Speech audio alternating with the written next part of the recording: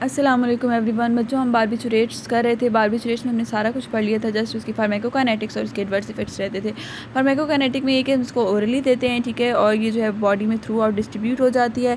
और क्या कहते हैं, इसमें इसमें ख़ास कुछ इंपॉर्टेंट बात नहीं है, जस्ट आप खुद से भी रीड कर सकते हैं। एडवर्स इफेक्ट्स इसमें इंपॉर्टेंट हैं, ठीक है, ये साइड पर मैंने लिखी हुई हैं बातें निकाल के ना, जस्ट ये आप रीड कर सकते हैं। उसके बाद ये कि नेक्स्ट हमारे पास जो आता है इसके एडवर्स इफेक्ट्स आते हैं।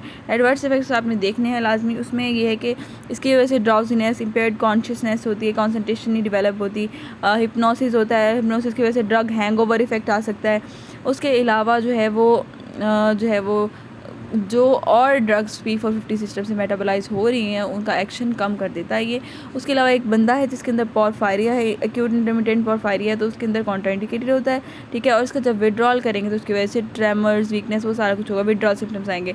उसके अलावा शॉक लाइक कंडीशंस भी हो सकती हैं, CNS डिप्रेशन, रेस्पिरेटरी डिप्रेशन, इस तरह के सिम्टम्स।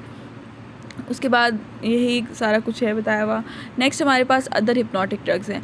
बच्चों, अदर हिप्नोटिक ड्रग्स में इनके नेम्स आपको आने चाहिए, इनका मैकेनिज्म ऑफ एक्शन, और अगर हम इनको प्रेफर करेंगे तो किस कंडीशन में प्रेफर करेंगे, ठीक है, ये चीज़ें इनकी देखनी है।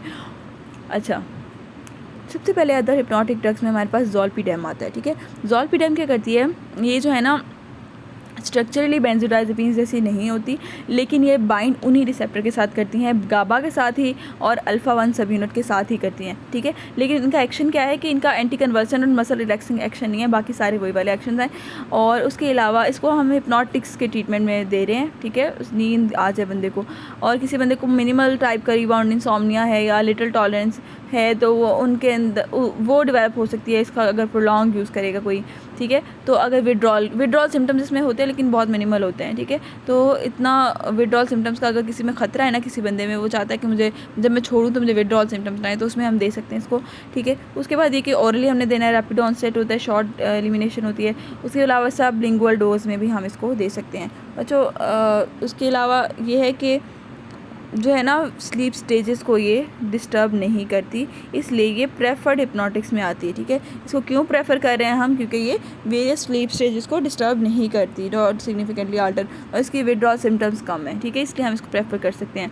उसके बाद आती है हमारे पास ज़ेल्पिलोन। ज़ेल्पिलोन भी एक ओरल नॉन बेंजोडाइज़ेपिन हिप्नोटिक्स है, और इसका जो है वो जैसे ज़ेल्पिलोन था ना, ज़ोलपीडेम था, उसके जैसा इसका एक्शन होता है, लेकिन इसका ये कि इसके रेजिडुअल इफ़ेक्ट्स बहुत कम है, साइकोमोटर कॉग्निटिव फंक्शन पे वो इफेक्ट इसके बहुत कम है, लेकिन इसके हाफ लाइफ जो है ना वो बहुत कम है, वो 1 घंटे में ही मतलब मेटाबोलाइज हो जाता है। उसके बाद ये कि एसोपिक्लोन भी एक नॉन बेंजोडाइज़ेपिन ओरल हिप्नोटिक है, ठीक है।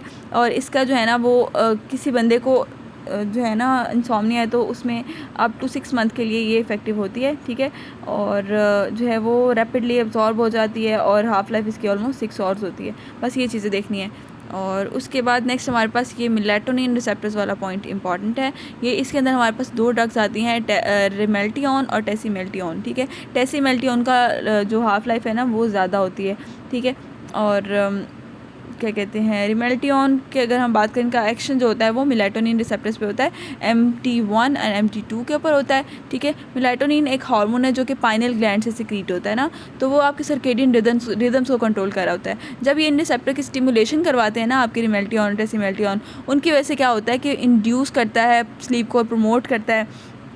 और उसके अलावा इसका सबसे बड़ा फ़ायदा ये है कि डिपेंडेंस नहीं करवाता, इस पे बंदा डिपेंडेंट नहीं होता। जब नींद नहीं आ रही है, बंदा खा ले तो बंदा उसके आदी नहीं हो सकता, ठीक है। इसलिए ये प्रेफर्ड उस कंडीशन में होगी जब आप चाहते हैं कि आप उस पर डिपेंडेंट ना हो, ठीक है, तो इसलिए प्रेफर्ड ड्रग है ये। उसके अलावा रिमेल्टियन जो है वो एक तो इंसोम्निया के लिए दे रहा है, अगर किसी को जो है वो सोने में मुश्किल पेश आती है या कम नींद है उन कंडीशन में, ठीक है। एडवर्स इफेक्ट भी बहुत उसके माइनर से हैं, फटीग वगैरह ये, लेकिन इंपॉर्टेंट ये है कि इसकी वजह से इंक्रीज़ प्रोलैक्टिन लेवल हो जाता है, ये इसका इंपॉर्टेंट पॉइंट है, ठीक है। उसके बाद नेक्स्ट टेसीमेल्टियन, वो उस कंडीशन में होता है non 24 hour sleep wake disorder के अंदर के उन पेशेंट्स में या फिर यूज़ करते हैं जो ब्लाइंड होते हैं। और उसके अलावा इसके साइड इफ़ेक्ट्स में headache, abnormal dreams, increase in liver, LFTs हो जाता है, ठीक है, रेस्पिरेटरी फंक्शंस डिफेक्ट आ जाता है, ठीक है, इस तरह की इसके साइड इफ़ेक्ट्स हैं। उसके बाद एंटीहिस्टामिन्स आ जाती हैं। एंटीहिस्टामिन्स जो है वो सोने के लिए, बस नींद के लिए होती हैं, ठीक है, और ओवर द काउंटर प्रोडक्ट के तौर पे यूज़ करते हैं, और माइल्ड सिचुएशनल इंसोम्निया के लिए यूज़ होती हैं। बस ये 2 बातें भी देख लें तो बहुत हैं।